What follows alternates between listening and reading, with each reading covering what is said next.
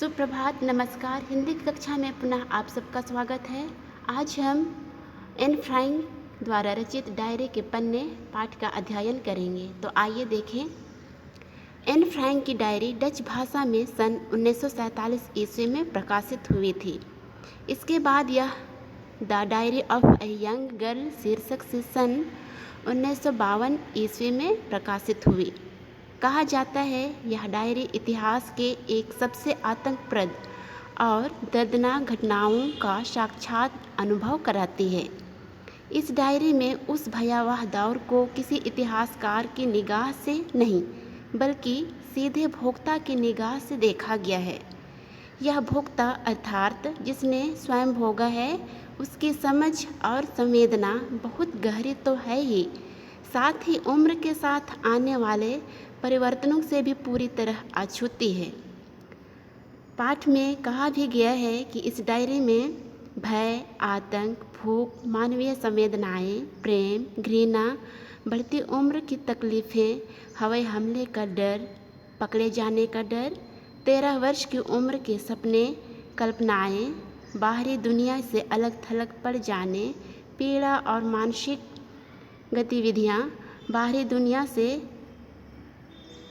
अलग थलग होने व शारीरिक ज़रूरतें, हंसी मजाक, युद्ध की घुटन, अकेलापन सभी विद्यमान हैं। यह डायरी यहूदियों पर हुए अत्याचारों का एक जीवंत दस्तावेज है।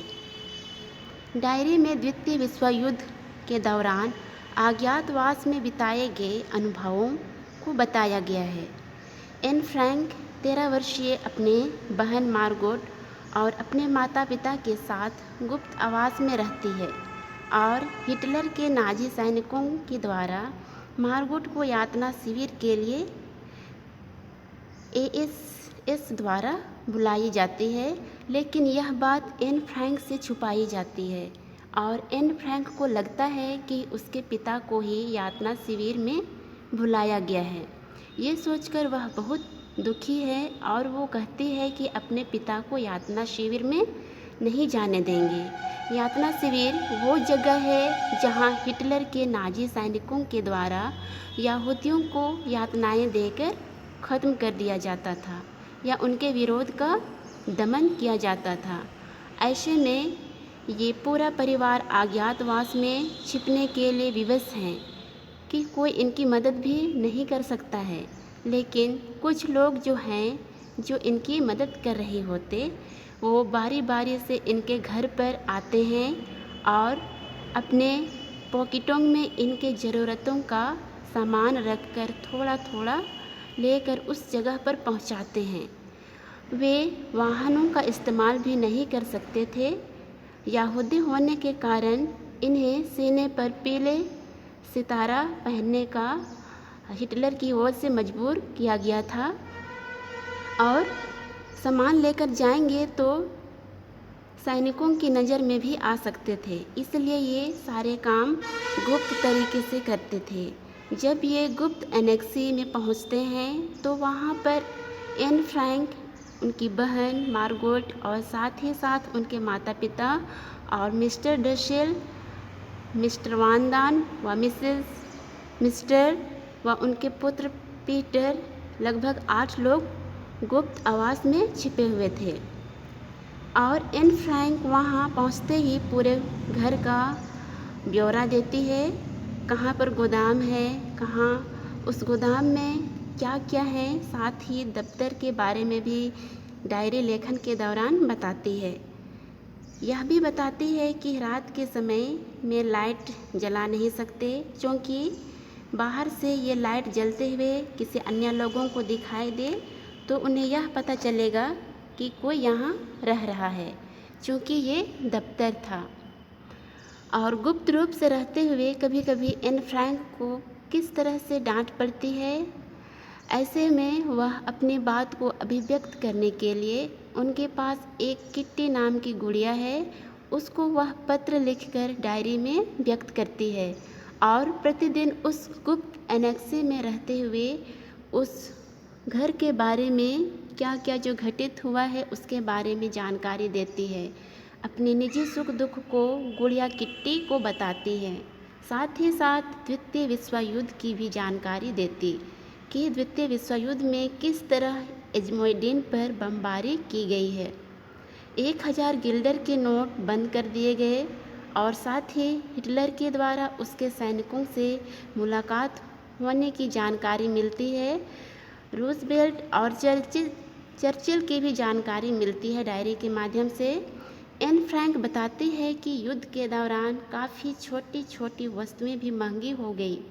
जूता पहनना तो एक स्वप्न देखने की तरह हो गई, जो कि सबसे महंगी थी, और छोटे छोटे 8-10 वर्ष के बच्चे लोगों के घरों में चोरी करने लगे थे और साथ ही साथ इनके गुप्त एनेक्सी में भी चोरी की घटना घटित हो जाती है, जिसके बारे में एन फ्रैंक जानकारी देती है कि चोर कितने निडर हो गए हैं कि उनको किसी भी तरीके से डांटने, फटकारने व भगाने का प्रयास भी किया जाए, तब भी वो ज़बरदस्ती लोगों के घरों में घुसने का प्रयास करते हैं।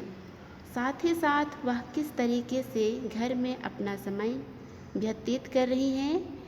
कभी वो केस सज्जा कर रही होती, कभी पत्रिकाओं में फिल्मी कलाकारों की फ़ोटो काटती हैं और साथ ही साथ पुरानी कहानियों को एक दूसरे से शेयर करती हैं, पढ़ती हैं और इस तरह से लगभग 2 वर्ष का समय गुजर जाती है।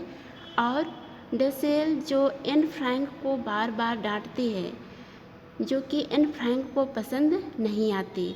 मिसेस वांदान से भी उनकी अच्छी संबंध थी, लेकिन धीरे धीरे इनसे भी इनका संबंध बिगड़ जाती है। उसके संबंध में भी वो बताती हैं। वह फिल्मों की कहानियों व पत्रिकाओं को पढ़कर अपना समय व्यतीत करती हैं। साथ ही वह आसमान के तारों सितारों को भी देखती हैं तथा चांद का अवलोकन करना चाहती है, लेकिन उनको खिड़कियों से झांकने का भी डर था, क्योंकि उसको कोई बाहर देख ना ले, इसलिए अपने मन को मारकर रह लेती है। और अंत में महिला सशक्तिकरण के विषय में भी बहुत सुंदर तरीके से हमें बताती हैं कि किस तरह से एक सैनिक का सम्मान किया जाता है, उसकी बहादुरी के लिए उसे मेडल दिया जाता है और महिलाओं को भी उनकी बहादुरी के लिए मेडल मिलना चाहिए, उनका सम्मान होना चाहिए, क्योंकि वह इस संसार में एक नई जिंदगी को लेकर आती हैं। ऐसे भी जो पीड़ा प्रसव के दौरान झेलती हैं, उस पीड़ा को कोई भी बहादुर सैनिक चाहे किसी भी प्रकार की जंग हो उतना नहीं सह सकता है जितनी महिलाएं एक जीवन को जन्म देने के समय सहती हैं।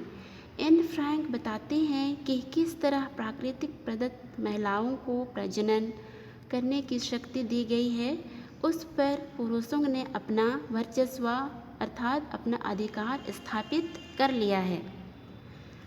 वह और महिलाओं को किसी भी तरह से कितने संतानों को जन्म देना है, ये अधिकार भी छीन लिया गया है, जबकि ऐसा नहीं होना चाहिए।